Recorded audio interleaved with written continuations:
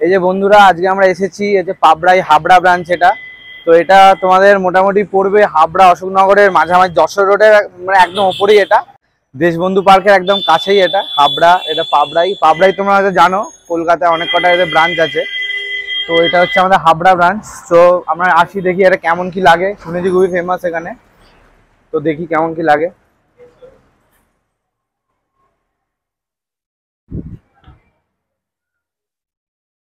তো দেখতেই পাচ্ছ অ্যাম্বিয়েন্সটা এখানকার ওভারঅল।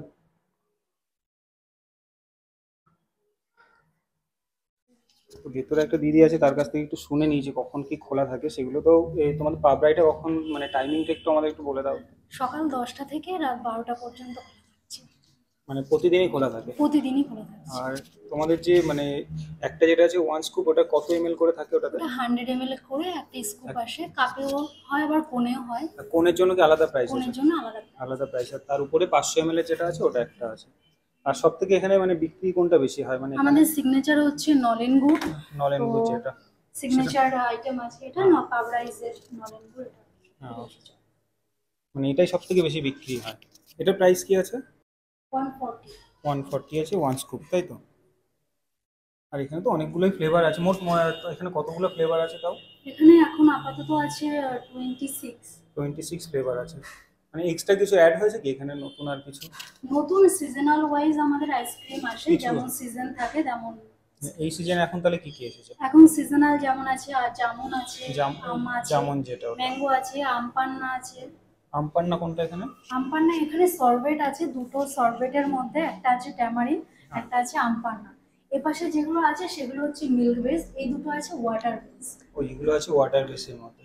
এখানে তিনটে ফ্লেভার আছে। তিনটে আছে না, এখানে দুটো ওয়াটার বেস আছে, একটা ট্যামারিন আছে, একটা আমপান্না আছে, আর একটা বাবল গাম আছে। ওইটা বাবল গাম, একটু মানে ইউনিক ফ্লেভার। এগুলো ওয়াটার বেস, তাই তো? আর এগুলো সব আছে মিল্ক বেস। তো দেখালাম যে কি কি আছে এগুলো।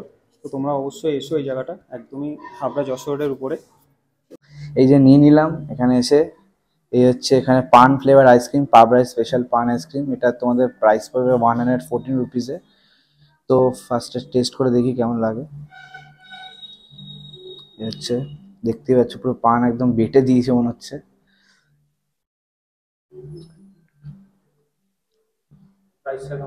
একদম পুরো অরিজিনাল পান তোমরা যেমন খাও না, পুরো একদম ডিট্টো সেম টেস্ট, ডিট্টো।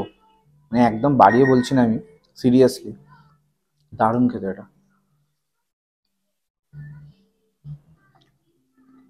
তো এটা তো খেলাম, আরেকটা আমি দেখাই। হ্যাঁ, এটা তো বললাম 114 রুপিস। আর এটা হচ্ছে এখানে টেন্ডার কোকোনাট। এখানে মানে এখানকার স্টাফেরাও বললো খুব ফেমাস এটা। তো এটার প্রাইস তোমার 86 পড়বে, উইথ জিএসটি বলছে এটা। টেন্ডার কোকোনাট একদম হোয়াইট সাদা।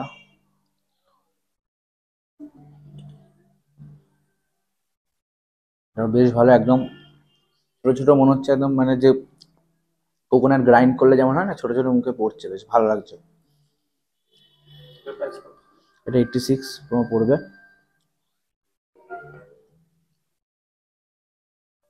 আরেকটা দেখি, এটা হচ্ছে এখানকার জামুন ফ্লেভার বলছে এটা। সেটা দেখতেই পাচ্ছ ছোটো ছোটো জামুনের মানে পিসেস আছে, চাংস আছে এখানে। তো এটার প্রাইস তোমার 91 রুপিস পড়বে।